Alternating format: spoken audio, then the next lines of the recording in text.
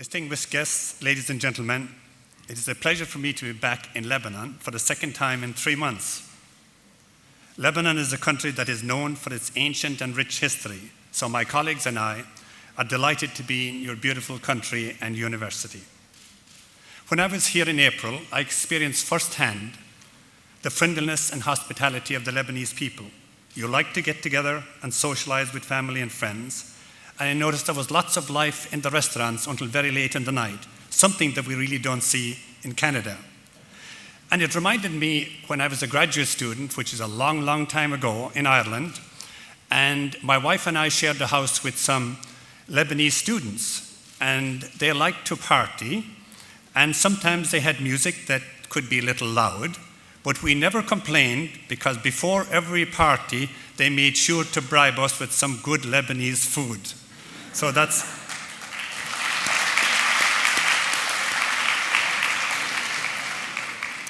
On behalf of GCHERA, it is my pleasure and honor to welcome you to the 8th GCHERA World Conference hosted here by USEK. This is indeed a very special occasion, as has been mentioned already, as it is the first time that a GCHERA conference has been held in this region. I would like to begin by acknowledging the outstanding work of Dean Laura Hannah Walkham and her team from the Faculty of Agricultural and Food Sciences in hosting this conference. Despite all the challenges that they faced, Laura, Desiree, and their colleagues never wavered in their belief that they could successfully organize a world-class conference. Looking around this room today, I can truly say that you have delivered beyond our expectations.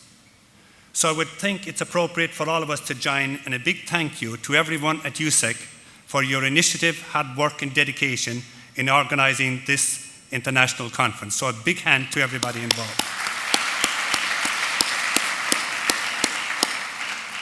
And on a personal note, Laura and Desiree, it has been truly a pleasure to work with you. You have inspired us in ways that you do not know at this time.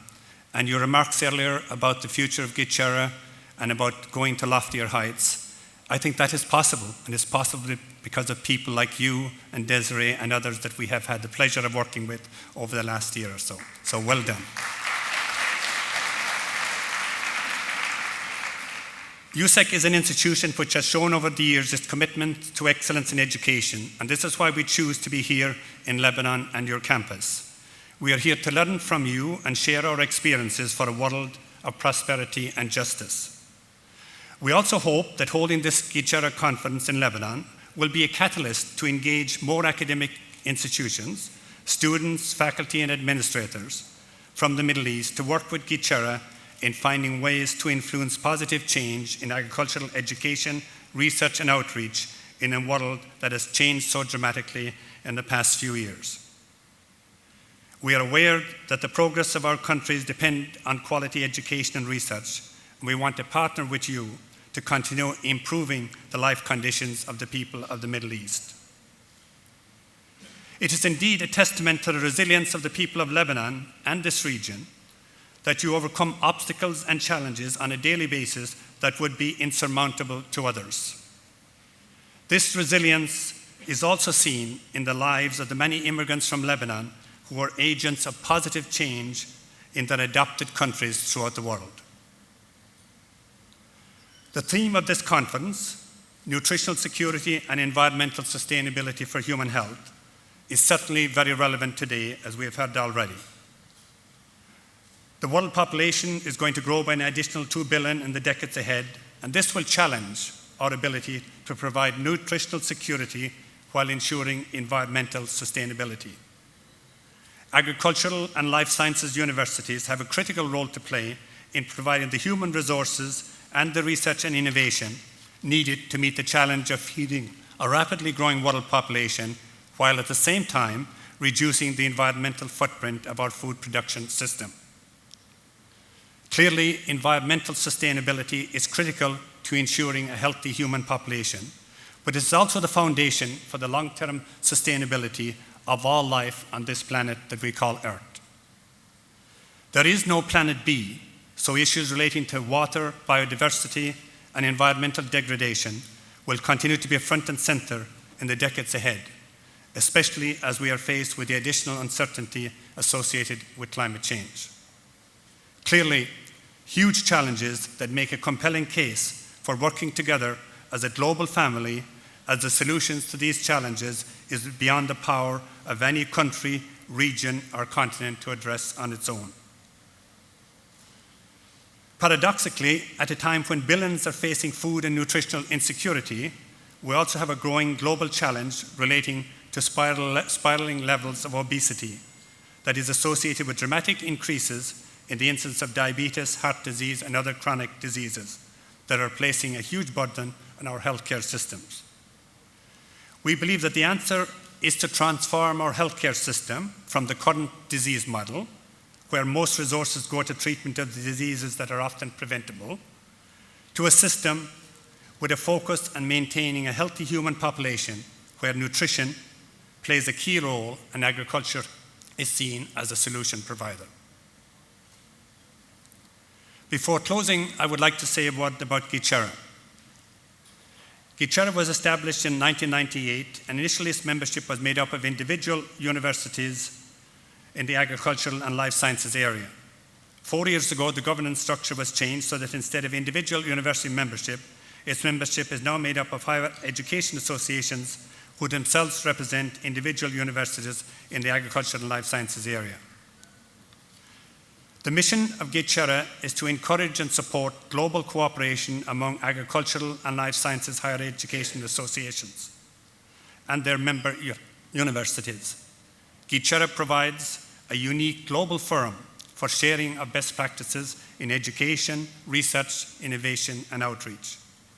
Clearly, there is much work to be done in the years and decades ahead, and we believe that members of our GCHERA family in agricultural and life sciences universities have a central role to play in making the world a better place for all its citizens. Our goal in GCHERA is to connect our global community of educators and researchers so that working together to share best practices and innovative ideas, we can continue to provide solutions in the years and decades ahead.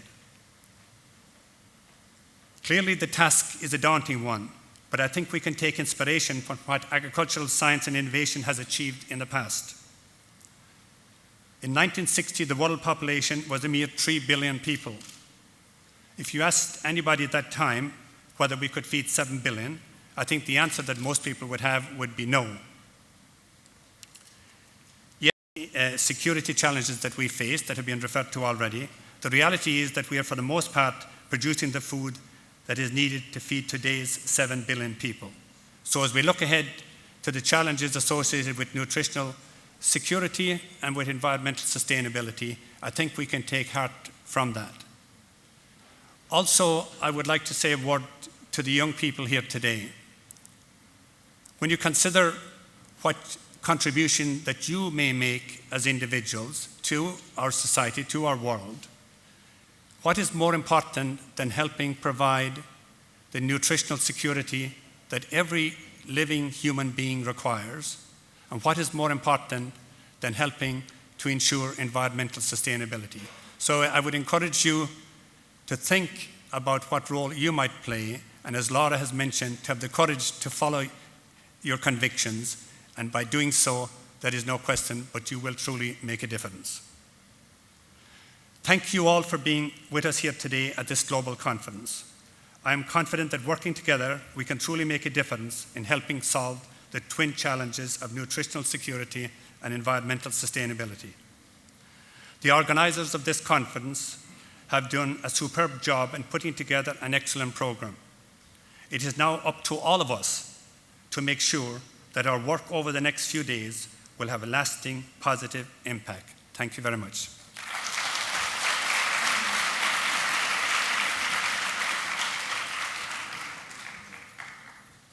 So at this stage, ladies and gentlemen, I will take a few more minutes to make a special announcement. And this announcement is relating to the GCHERA World Agriculture Prize, which is something that was established 3 years ago in conjunction with Nanjing University.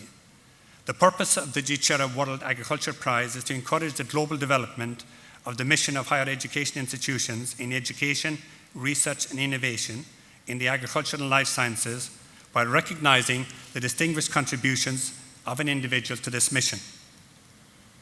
The World Agricultural Prize is awarded in recognition of the academic faculty members' lifetime achievements and comes with an award of US $50,000 and a specially commissioned trophy.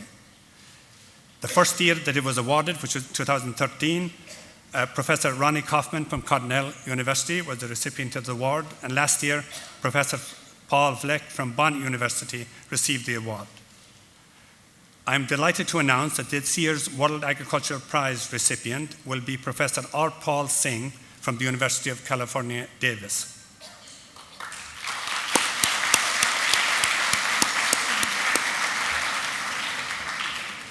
The award is in recognition of Professor Singh's outstanding contribution to education, research, development, consulting, and technology transfer programs worldwide in food science and biological and agricultural engineering. He is internationally recognized as an influential educator and researcher in the field of food engineering. Professor Singh has held a number of senior appointments during his 40-year career. He gained a BSc from Punjab Agricultural University in 1970, before moving to the USA to earn an MS from the University of Wisconsin and PhD from Michigan State University. Since gaining his PhD, he has held positions at Michigan State University and several at the University of California, Davis. He has been recognized as a Fellow of the International Academy of Food Science and Technology, the Institute of Food Technologists, and the American Society of Agricultural and Biological Engineers. Among a long list of other awards that he has received include the Food Engineering Hall of Fame, Lifetime Achievement Award, International Association of Engineering and Food, Massey Ferguson Education Award, American Society of Ag Engineering, the Nicholas Apert Award, Institute of Food Technologists, Distinguished Alumni Award, College of Engineering, Michigan State University, Kishida International Award, American Society of Agricultural and Biological Engineering, and the list goes on. Professor Singh's research record is remarkably consistent effort spanning a lifetime in advancing the application of mathematical techniques for quantitative understanding of physical changes important in food processing.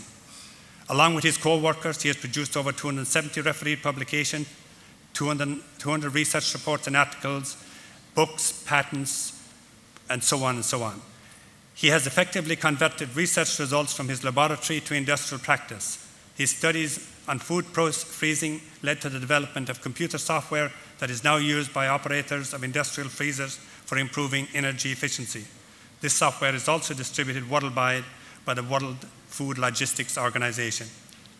His research on heat transfer during frying led to the improved design and operation of grills and fryers used by restaurants and food service operators, and his fundamental studies on airflow and complex systems helped design innovative systems of rapid cooling of strawberries. Furthermore, his research studies for the Department of Defense on improved biosensors provided the much needed data for improving food inventory management and shelf life of perishable foods.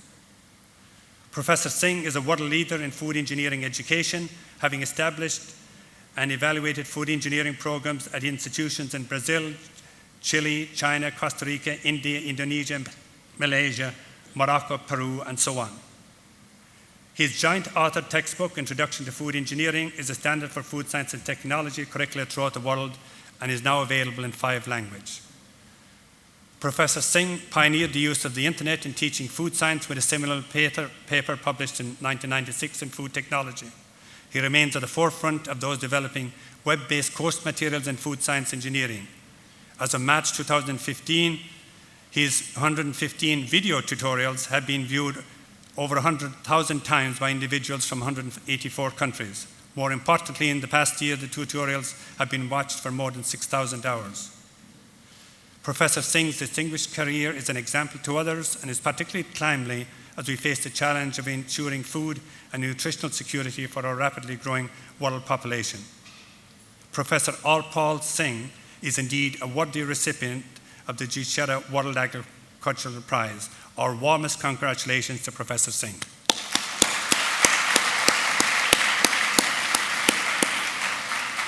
So today was the official announcement, which will be put out by press release. The actual conferring of the award will take place in Nanjing on September the 20th, and that particular award ceremony will be followed by the international conference and World Dialogue on Education and Innovation in Agricultural Sciences.